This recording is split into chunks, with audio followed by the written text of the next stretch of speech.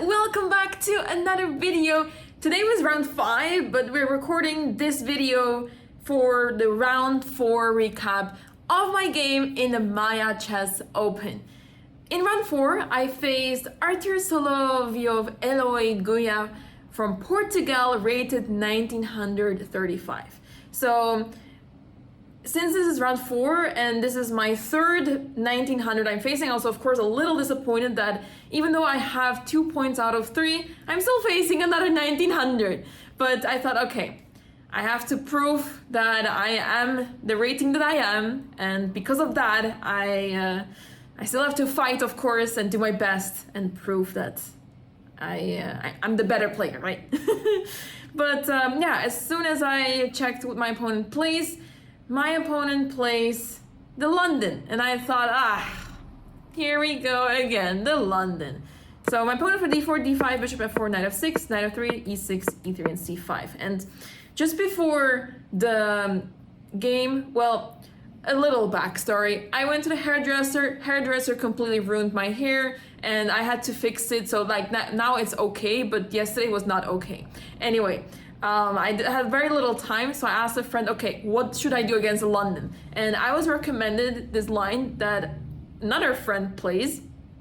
Hi Akshat, thanks for your, well, it was not your recommendation, but it was your line that you played in your game, and I got inspiration from your game. So yeah, he played his line against the London, and I took inspiration from his game. So anyway, c3, bishop d6, bishop g3, and the idea is that here I'm going for queen c7. So I'm basically trying to force the trade of the bishops because that bishop is really annoying.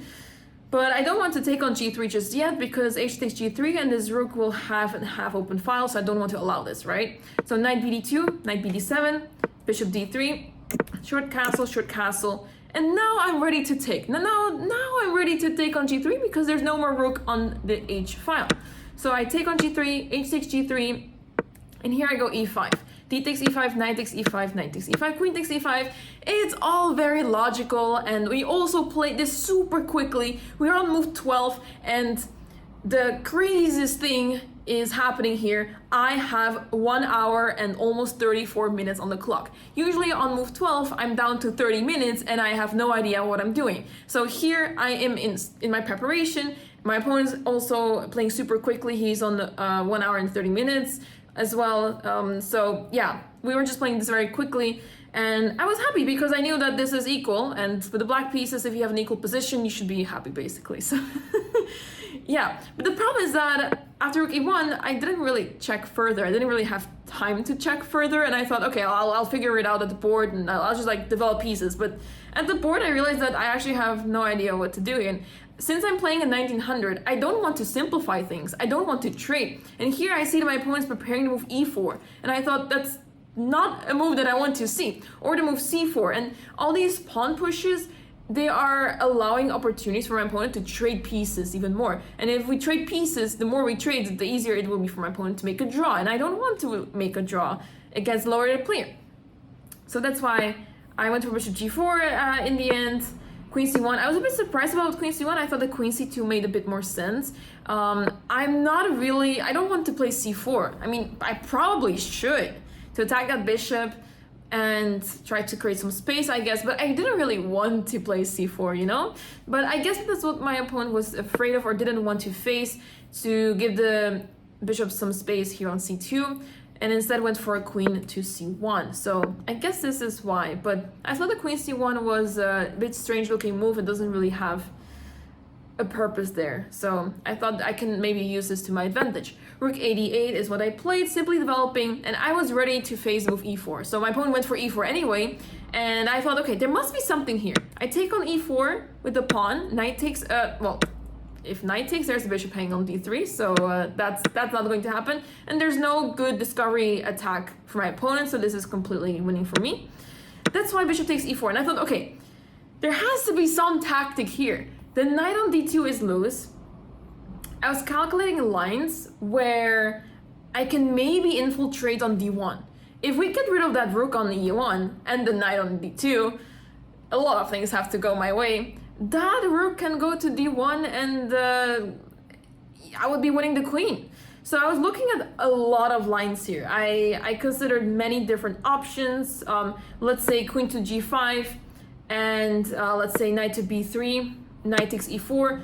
Suddenly I'm winning here, because if rook takes e4, then rook d1 check, and I'm winning the queen. Of course, it's not so easy because a lot of material will be traded, and it's queen and rook versus two rooks and a knight. I'm not sure how winning that is for me. So yeah, that remains to be seen. But in any case, this tactic knight takes e4, and suddenly I am in a much better position here. So that's why queen g5 is a great idea, but I realized that, you know, my opponent doesn't have to play knight b3. My opponent can just play either knight f3 or knight to f1, and the first rank is completely covered. So that's why I thought, okay, I don't really see the follow-up here. And I wanted to keep the queens on the board, so then at the end I decided to take on e4 with the knight right away. Knight takes e4, and here I was like, okay, I don't want to allow any sort of queen g5, so let's play h6. Well, in hindsight, I kind of regretted this, because my opponent for queen f4 and kind of forces the trade of the queens anyway. So I thought, no, I don't want to trade queens, I'm not ready for it, because this knight on e4 is pretty strong and really annoying, and after queen takes f4, g takes f4, look how annoying this knight is. My bishop is completely useless right now. It will soon be kicked by this pawn going to f3, and where is my bishop going to be safe? I have to play b6 to defend the pawn on c5, f3, bishop has to retreat, rook e d1, and where is the play here? This is as drawish as it can get, right? And if anything, if I make some silly moves, I can even lose here, because that knight is going to be so annoying, attacking all my pawns. And I don't really have any attacking ideas here. And the reason why rook e d1 is a good move is because after takes, bishop takes a2, there's rook a1, and my opponent will be winning the pawn on a7 back, have a very active rook, and that knight is going to be a pain to deal with. So that's why I thought rook e d1 was a really good move, and I was not really happy to see this, because what do I do? So I had to get creative. I started with bishop to d5. The reason is I just want to shut down the d file and instead focus on the e file. Maybe I can enter on the e file. My opponent for b3, to make sure that the pawn on a2 is not hanging in any line. I go for rook fe8, attacking the knight on e4, so my opponent retreats to g3. And here I went for b5 just to create space on the queen side, because that's where I have most chances for now.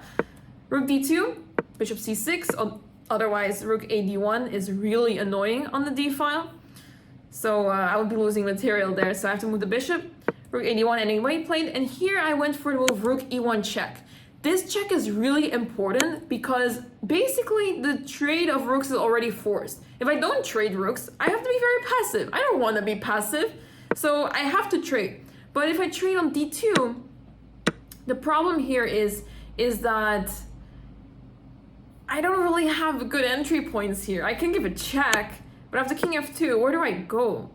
Rook d6 is incoming. Also, there's a check on d8, and I don't really like my position. Actually, there's also knight f5. We have to keep that in mind, because knight e7 can be a threat in some lines. So I really didn't like this, and instead I went for rook e1 check, because after rook takes e1, rook takes e2, I'm already on the second rank. So my opponent has to defend already.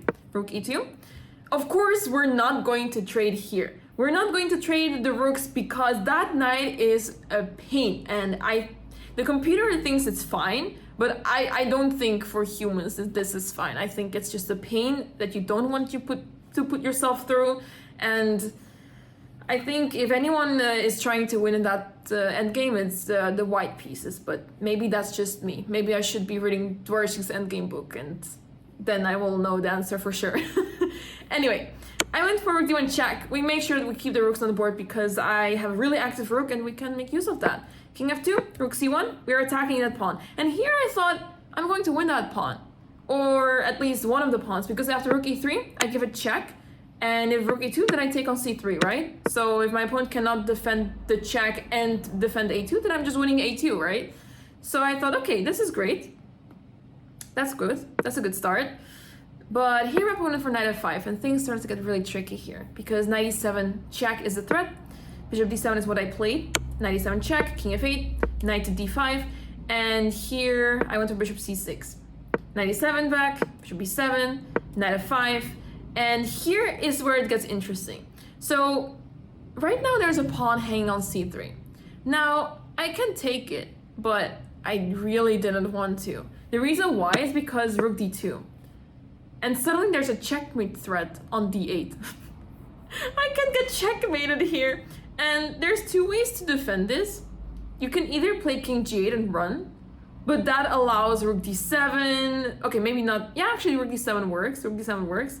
I was thinking after king g8, rook d7, there's bishop c8, but then you just give a check on d8 and win the bishop. But anyway, attacking the bishop on b7, the pawn on a7 will be captured, and I thought, yeah, we're not doing this. I don't want the rook on the 7th rank whatsoever. So what about bishop c6? Because after rook d8 check, we could be covering this bishop, the king with bishop e8. But then I thought maybe there's some knight d6, I don't know. Apparently this is completely winning for black, but I couldn't really quite figure it out. And yeah, I thought there's no way that being this passive is going to do any good for me. I thought there's absolutely no way. I'm just stuck here and I'd rather not go into this. So that's why I just wanted to avoid any of this. I thought there was no need to grab that pawn so quickly, and instead play it easy with g6. And this is also sort of challenging my opponent to take on h6, because if my opponent takes on h6, the computer says that everything is fine. But I think practically it's really hard to defend this for white because this knight is sort of stranded, and I'm going to push my c-pawn over here and move forward and hopefully queen. So that's why I thought I have good chances here. But my opponent didn't go for this. My opponent played a strong move knight to d6, and this caught me off guard because after bishop c6, I have to play this, otherwise I'm losing material. My opponent has c4, and when I play bishop c6, that's when I realized, wait, there's c4 and the pawn of my opponent is safe? I'm not winning the pawn? I thought this was a disaster. All this effort done just to face this move and not win a pawn anymore?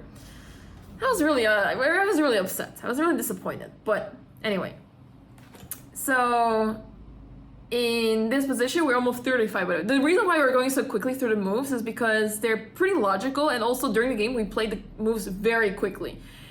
Mind you, people call me a time travel addict. I would like to believe I'm just really slow early in the game. I think that's just the case. But anyway, it's move 35 and I have 25 minutes on the clock. 25, that's unheard of. My opponent also has 24 minutes, so we're like even on the clock. We're playing moves quickly, it's all very natural, and we're going to reach the 40th move very soon and get another 30 minutes on our clock. So time-wise, we're doing amazing. Like, this is the best time management ever. It helps that, you know, having a proper preparation and also knowing kind of what you're doing. It all was pretty straightforward. Now, I take on c4 because I cannot be passive here. I don't want to play a6. It didn't feel right. I have to do something. In order to make progress, I have to take on c4. And here I was hoping my opponent would take with the knight, and he did. Knight takes c4. And the reason why is because I have bishop b5, and I was thinking, wait, maybe there is something going on here, because this knight is loose on c4. If my opponent's rook moves, I have rook c2 check perhaps, and things can get really interesting here. And here my opponent actually made the losing move. Rook to e1. Now look at the eval bar. The eval bar says that this is still around equal. This engine is not on a high enough depth to understand that this is already lost. Because rook takes e1, king takes e1, bishop takes c4, b takes c4. This endgame, the pawn endgame that arises here, is already lost for white, which is crazy. The computer says it's equal, but if you put the depth higher, it will tell you, from 30 onwards, it will tell you this is losing for white. It's crazy. I was really excited to go into this pawn endgame. I mean, not really, because the amount of calculation that arises from this is insane and frustrating, and fortunately, both of us have the time for this. So we're on move 39. I have to make 2 more moves reach move 40, and I get another 30 minutes, and I'm currently on 14 minutes. So I will basically have 45 minutes to figure out what to do in this pawn endgame. I play king e7 because logical move. Ignore this arrow. My pawn went for king e2. Ignore that question mark because king f2 is also losing. And that's what the computer doesn't understand. The computer doesn't understand this is also losing. And the reason why is because, let's say h5 is what is necessary here. The more you make moves, the more the computer will realize, oh wait, this is actually losing for white. There you go, there you see it. So the idea is that, let's say g4 will be played. So just to quickly give you an overview before we get into actual moves and stuff. My idea is to attack that pawn on f4. I need to bring my king over to f5, attack that pawn. So let's say king f2, king f6. I'm trying to get into a position. Let's say king g3, king f5. Look, now the king has to move and the pawn on f4 will be lost. So of course king g3 is a terrible move, but the idea is that we want to get to f5 and at the same time not get checked by this pawn, right? Because then we have to retreat. So the idea is that you want to attack that pawn on f4 with the king, but you also need to make sure that you face g4 well, as in you prepare against it and find resources there. So knowing this, that the pawn will move to g4 at some point, you can make use of this by advancing that pawn on the side of the board. There is this rule, there's many rules in chess, many rule of thumbs, or rule of thumb that you can use in your games that are quite, useful to know. And I think one of those is that when you have a pawn, that you're in a pawn game of some sorts and you're trying to create a pass pawn, you most of the times push the pawn that is the one that has, freeway, that has no pawns in front. That's the pawn that you usually push first, then the others. That's the rule of thumb. And based on that logic, you also can derive that you need to push h5 at some point, like real soon. I first want to develop the king. So yeah, that's basically the idea. And the reason why h5 is so good here is because the idea is to play h5, h4. If this pawn will not move, let's say the pawn stays there on g2, it means that g4 cannot happen. So let's just make a couple of moves on the board, right? So let's say, I'm just going to put some moves on the board just to illustrate this. So now my pawn is on h4, and now I'm going to move forward with my king. And here the king has to defend the pawn, right? There's no more g3, there's no more g4, the king has to defend the pawn, and with zugzwang I'm just going to push the king away and I will be able to take the pawn on f4. So this is why, after a move such as h5, my opponent has to play g4. And then after g4, I will have a passed pawn, all of a sudden. And here I would have to get creative, finding an idea that allows me to win the game, because I have a passed pawn, but of course my opponent is going to capture that if I don't do anything. So this is kind of like the ideas that I had in mind. I calculated so much, so incredibly much here, and it would be insane to come up with all the lines that I went through, because I spent, so king e2, king e6 is what we played very quickly. King e2 was just, not a mistake. It's already lost over here. But yeah, here king e3. Here my opponent spent 27 minutes on this move. So he went from 56 minutes to 28 minutes, and I played move h5. I spent 25 minutes on this too. And it is the only winning move here, which is crazy. But I basically sense that I'm completely winning. I know there's something. I know, I'm not so sure if I'm winning, but I know there's something. I know that I should be winning somehow, somewhere, but I have to figure it out. It's on me now to figure it out and make sure that I don't spoil this chance that I have, because if I make one mistake, it's over. It's going to be a draw. Maybe I could even lose if I'm not careful. But I have a feeling that I'm winning, and I'm just making sure that by calculating everything out, I have 45 minutes on the clock. If there's anything I should be doing is making use of the time and calculate everything I can. It's, you know, only pawns in position. The only moves that I can see here are pawn moves or king moves, and it's not that much, you know, that there's not that many different options. So that's why I thought I have to make sure to use my time here. And after very long thought, I decided that just for practical reasons, like I was basically going through all the options, and all those options have like different branches of moves, you know, like, oh, you can do this or that in that line or that, or it goes on and on. And I eliminated some of the options because, for example, you don't want to play f5 because that completely defeats the purpose of the whole idea. You need to play king f5 in order to try to win. But if you play king f5 now, then you face g4 check, you have to go back and you make absolutely no progress. And then white will be able to be in time with king f2, king g3, and white is fine here.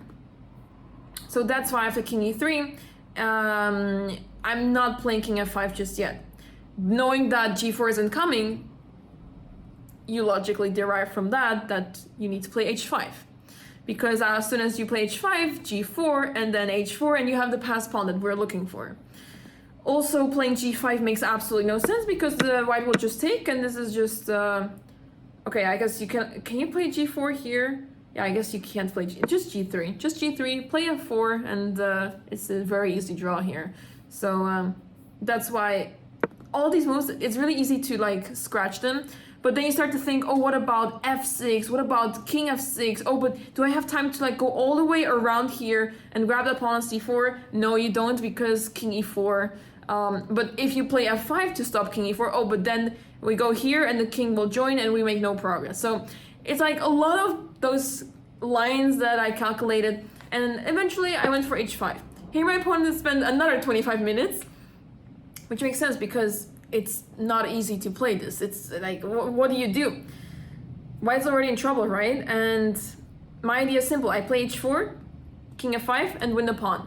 But of course, my opponent wants to stop this and plays g4. And here I go for h4.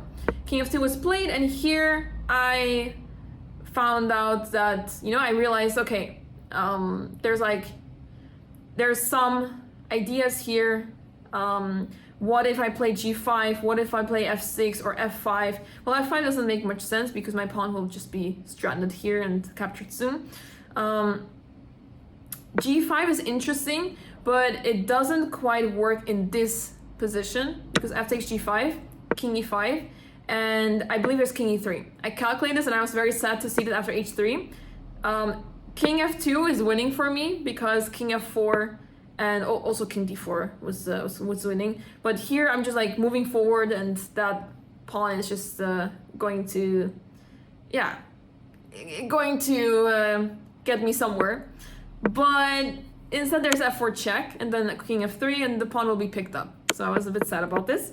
But of course I don't have to play g5. This is one of those lines that I would calculate, you know?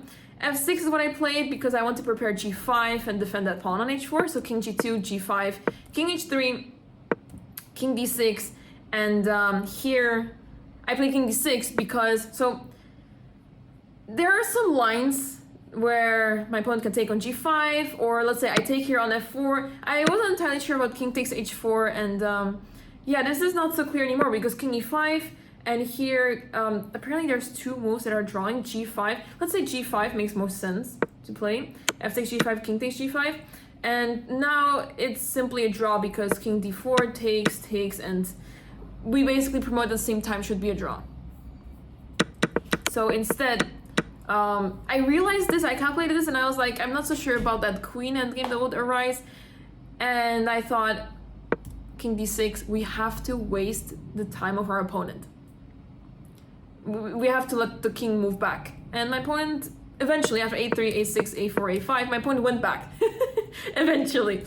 So after a5, now my opponent doesn't have those pawn moves anymore, and my opponent was forced to go back. It's also possible to play f takes g5, f takes g5, f4, but then I was ready to take king takes h4, king e5, and here white can be clever because, okay, if white plays g5, king f5, king h5, and then I'll show you quickly that we promote first and give checkmate on the h file, right?